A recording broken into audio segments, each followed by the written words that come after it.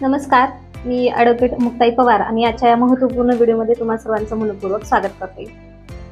तर आज आपण समजून घेणार आहोत बेलचे किती प्रकार असतात, म्हणजेच जामीन किती प्रकारे घेता येतो आणि त्याचे कोणकोणते प्रकार आहेत हे आजच्या व्हिडिओच्या माध्यमातून आपण थोडक्यात समजून घेणार आहोत. तर मुख्यतः बेलचे 4 प्रकार आहेत.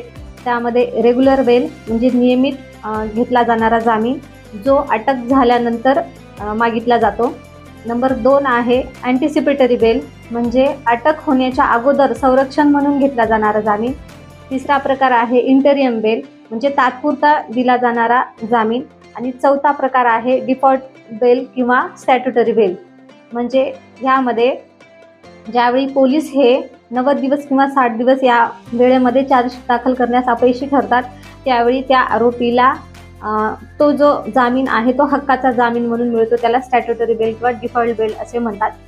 तर हे मुख्यतः 4 प्रकार बेलचे आहेत. तर पुढच्या व्हिडिओमध्ये या प्रत्येक बेल ही कुठल्या सेक्शननुसार आणि कुठल्या कायद्यानुसार मिळते आणि त्याचा कालावधी किती दिवसाचा असतो हे आपण पुढच्या व्हिडिओमध्ये समजून घेणार आहोत. तर आपली ही माहिती आवडल्यास माझ्या ॲडव्होकेट मुक्ताई पवार या यूट्यूब चॅनलला सबस्क्राईब करा आणि इंस्टाग्राम पेजला फॉलो करा. धन्यवाद.